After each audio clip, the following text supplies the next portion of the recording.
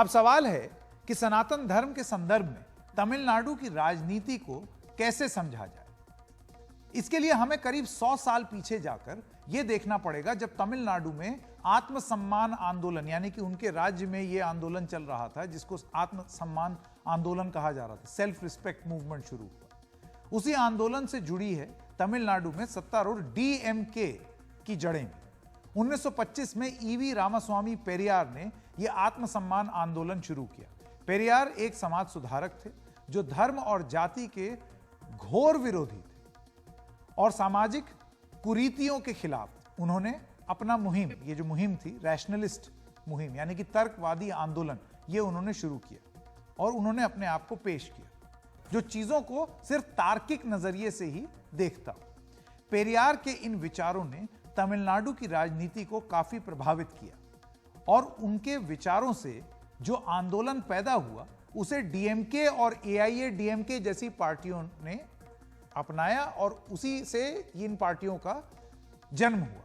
DMK मतलब द्रविड़ मुनेत्र कझगम और एआईएडीएमके मतलब ऑल इंडिया अन्ना द्रविड़ मुनेत्र कझगम। ये पार्टियां हैं जिन्होंने जन्म लिया। पेरियार ने जाति, लिंग के आधार पर होने वाले भेदभावों को दूर करने के लिए बड़े सामाजिक सुधारों पर जोर दिया और हिंदी के प्रभुत्व को भी उन्होंने उसका विरोध किया। इसी वजह से आप देखते हैं एंटी हिंदी वहां पर आंदोलन आए दिन हुआ जाता है। वो बात अलग है कि उसको एकदम राजनीति के चलते किस लेवल पर ले गए हैं वहां के नेता, वो भी आप देख रहे हैं। इस बात पर जोर दिया पेरियार ने कि तमिल राष्ट्र की अपनी एक अलग सांस्कृतिक पहचान होनी चाहिए। आप ये समझ लीजिए कि आजादी से पहले की बात है, उसके बाद वो भारत का अभिन्न अंग है, लेकिन मैं आंदोलन की बात कर रहा हूं तो कॉन्टेक्स्ट यहां पर समझना बहुत जरूरी है। 1938 में पेरियार की जस्टिस पार्टी और आत्मसम्मान आंदोलन आपस में जुड़ गए। सन 44 में एक नई राजनीतिक पार्टी बनी जिसे, जैसे कि अभी मैंने आपको बताया, द्रविड़ मुनेत्र कझगम कहा जाता है, यानी कि डीएमके। डीके ब्राह्मण विरोधी, कांग्रेस विरोधी। अब आप सोचिए, आज वो आईएनडीआईए अलायंस में हैं और कांग्रेस के साथी हैं। ये सब कांग्रेस और ब्राह्मण विरोधी पार्टी थी जो ये डीके पार्टी बनी। आर्य विरोध तब तक एक तरह से उत्तर भारत विरोध माना गया। इसके साथ ही एक स्वतंत्र द्रविड़ राष्ट्र के आंदोलन की मांग की शुरुआत हुई।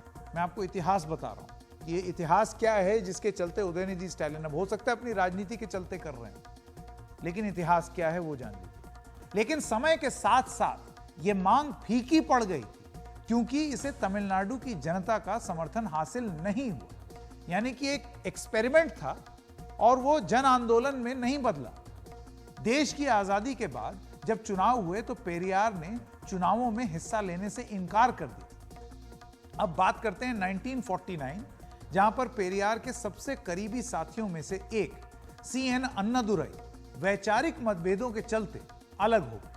अन्नादुराई ने डीएमके की स्थापना कर दी और चुनावी प्रक्रिया में वो शामिल हुए। यानी कि ओरिजिनल आइडिया क्या था, डीके, उससे निकली हुई डीएमके, लेकिन मुख्य वैचारिक आधार वही रहा, पेरियार के स्थापित किए हुए। डीएमके ने सामाजिक लोकतंत्र यानी कि सोशल डेमोक्रेसी और तमिल सांस्कृतिक राष्ट्रवाद पर जोर दिया। 1969 में अन्नादुराई के निधन के बाद डीएमके का नेतृत्व एम करुणानिधि के हाथ में आया। एम करुणानिधि कौन है? उनके बेटे एमके स्टैलिन और उनके बेटे उदयनिधि स्टैलिन। 1972 में 1972 में करुणानिधि और तब के तमिल फिल्मों के बड़े अभिनेता और नेता एमजी रामचंद्रन यानी कि एमजीआर के बीच मतभेद हुए तो डीएमके में दो फाड़ हो गई। एमजी रामचंद्रन ने अलग पार्टी बनाई एआईएडीएमके, जिसे लाखों प्रशंसकों ने बड़ा समर्थन किया। सन 77 में एमजी रामचंद्रन यानी कि एमजीआर तमिलनाडु की सत्ता में आए और 1987 में अपने निधन पर सत्ता में बने रहे। उन्होंने उस तर्कवादी और ब्राह्मण विरोध के एजेंडा को काफी कमजोर कर दिया था जो कि डीके और बाद में डीएमके का वैचारिक आधार बना। इसी वजह से अगर आप देखें तो एआईएडीएमके अपने विचारधारा में, अपनी सोच में भले ही इसी मूवमेंट से निकली हो, लेकिन उसको कोई तकलीफ नहीं है भारतीय जनता पार्टी के साथ गठबंधन करने में, क्योंकि वो उस मुख्य विचारधारा से बहुत हद तक डाइल्यूट हो गई। लेकिन डीएमके का वो वैचारिक आधार बना हुआ है, ऐसा वो दावा करते हैं, और अपने विचारों में वो ऐसी बात करते हैं कि वो तर्कवादी हैं, जाति धर्म विरोधी हैं। इस सब चीज़ों का वो दावा करते हैं कि वो सामाजिक कुरीतियों के विरोध में हैं, इसका भी वो दावा करते हैं। उसी का असर है कि उदयनिधि स्टैलिन ने सनातन धर्म को लेकर ये विवादित बयान दे दिया। ये बयान अब तमिलनाडु की राजनीति और उससे भी बढ़कर देश की राजनीति में क्या गुल खिला सकता है? क्या ये ब्लंडर है? क्या इसका असर 2024 में होगा? हो सकता है तमिलनाडु में लाभ पाने की कोशिश के लिए ये बयान दिया हो, लेकिन राष्ट्रीय स्तर पर INDIA गठबंधन को, जो हिंदी भाषी राज्य हैं या नॉर्थ में हैं, वहां पर ये तकलीफ दे सकता है, परेशानी की वजह बन सकता है। इस पर हमने बात की वरिष्ठ पत्रकार R राजगोपालन से। आइए पहले उनके विचार जानते हैं। विपक्ष का अड़े हाथ में लेने के लिए सरकार का एक षड्यंत्र हाथ में मिल गया, नरेंद्र मोदी, अमित शाह, JP नड्डा वगैरह के लिए। ये तमिलनाडु में इश्यू है नहीं है। तमिलनाडु में 70 साल से 100 साल से जस्टिस पार्टी 1930 1940 से ये लगातार लड़ाई चलते जा रहे सनातन धर्म के खिलाफ। लेकिन इसका आपत्ति है उदयनिधि स्टालिन, ये छोटा छोटा अभी जल्दी पॉलिटिक्स में आने वाले बच्चे हैं, उनकी राजनीति का रूप, स्पेशली नॉर्थ इंडिया, उत्तर भारत का राजनीति नहीं जानते। उन्होंने बोल दिया कोरोना का मतलब है, ये कोरोना का तरह इसको मारना चाहिए। उसी से गुस्सा हो गया बाकी लोग। जो सनातन धर्म का, द्रविडियन कल्चर का तमिलनाडु में ये लड़ाई आज नहीं कल नहीं 100 साल से है। उनकी आपत्ति है तमिलनाडु का अंदर ये क्यों कोरोना डेंगू से कंपेयर किया। लेकिन इसका इसका नुक्स सुख जो भी देखोगे, कांग्रेस को भारी पड़ेगा मध्य प्रदेश चुनाव में, क्योंकि भाजपा का छोड़ेगा नहीं है। इंडी अलायंस का जो मुंबई पर कॉन्फ्रेंस किया था, इंडी अलायंस, इंडिया जो I.N.D.I. ये जो डॉट अलायंस है ना, उसको ऊपर अड़े हाथ में ले लेंगे। मुझे लगता है आने वाले दिन में, आज करण सिंह साहब, 90 साल का करण सिंह साहब, जो इंदिरा गांधी का क्लोज था, राजीव गांधी का मेरा नजदीक था, वो क्यों हट गया? सनातन धर्म कांग्रेस से भी हट गया था, इसलिए वो भी जल्दी से जल्दी निकल गया। लेकिन आज उनका बयान मैंने थोड़ी देर पहले सुना था, पढ़ा था, उन्होंने दुख प्रकट किया है।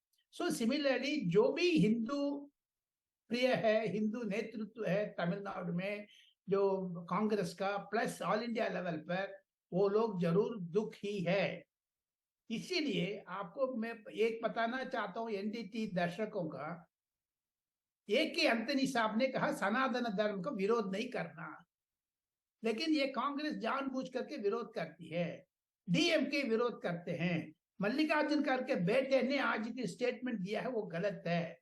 तमिलनाडु में इसको असर नहीं है, ऑल इंडिया लेवल पर असर पड़ेगा। नरेंद्र मोदी मध्य प्रदेश चुनाव में इसको जिक्र करेगा। ये यस्टरडे, ये नहीं दिने कल में अमित शाह ने जयपुर में उड़ा लिया, इसको बारे में बात कर लिया है। सो देयरफॉर मुझे लगता है आने वाले दिन में इसको बहुत ही मुश्किल है, DMK को है, कांग्रेस को भी पड़ेगा। तो जैसे कि आप देख सकते हैं, राजगोपालन जी का यह कहना है कि इसका असर तमिलनाडु में अगर राजनीतिक लाभ लेने के लिए लिया गया है तो उसका बहुत ज्यादा प्रभाव नहीं होगा, लेकिन इसका नुकसान और खामियाजा, ये जो इंडिया गठबंधन है, इसको तमिलनाडु के बाहर उठाना पड़ सकता है, और वो भी राजस्थान, मध्य प्रदेश, छत्तीसगढ़ जैसे राज्यों में, जहां भारतीय जनता पार्टी घूम घूम के ये बात कहेगी कि ये देखिए गठबंधन किन लोगों का है, ये सनातन धर्म पर क्या। और ये वो राज्य हैं, खासतौर से मध्य प्रदेश, और अगर आप छत्तीसगढ़ की बात कर लें, यहां पर 90% प्लस हिंदू आबादी। ऐसे में मंदिर जा रहे जो कांग्रेस पार्टी के नेता हैं, वो किस तरीके से ये जो डैमेज हो सकता है जिसका जिक्र राजगोपालन कर रहे हैं, उसको रोक पाएंगे, ये राजनीति बड़ी रोचक होगी देखने के लिए। लेकिन कुछ ऐसे भी लोग हैं जिनका यह मानना है कि कोई बहुत खास फर्क नहीं पड़ेगा। विनोद शर्मा जी, जो हिंदुस्तान टाइम्स के पॉलिटिकल एडिटर हैं, उनमें से एक है। जो उदयनिधि ने कहा है वो अपनी पार्टी की विचारधारा के अनुसार कहा है। जो पूरी सेल्फ रिस्पेक्ट मूवमेंट थी द्रविडियन, जो पेरियार ने शुरू की थी 1920-30 के दशक में, 20-30 के ईयर में, वो जो पूरी मूवमेंट थी वो वर्ण व्यवस्था के खिलाफ मूवमेंट थी, और जो ब्राह्मणवाद है उसके खिलाफ मूवमेंट थी। और वो ऐसी मूवमेंट थी जो कि भेदभाव खत्म करना चाहती थी, जाति के आधार पर, धर्म के आधार पर।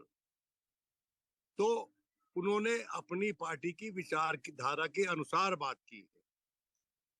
रही बात की सनातन धर्म पे जो उन्होंने टिप्पणी की है, उसके चलते क्या इसका असर होगा नॉर्थ इंडिया में, तो हमें ये भी सोच लेना चाहिए कि जो लोग उनकी बातों का विरोध कर रहे हैं, उनकी बातों को क्या असर होगा तमिलनाडु में और प्रदेशों में साउथ इंडिया के।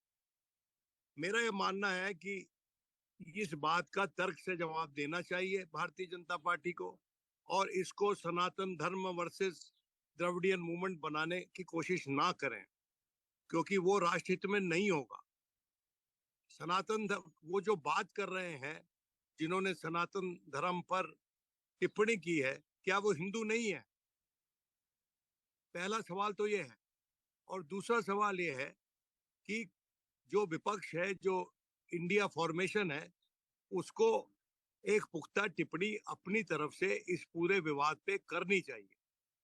क्योंकि एक बात कही है स्टालिन ने, और दूसरी बात कही है प्रियंक खारगे ने, और तीसरी बात कही है कार्ति चिदम्बरम ने।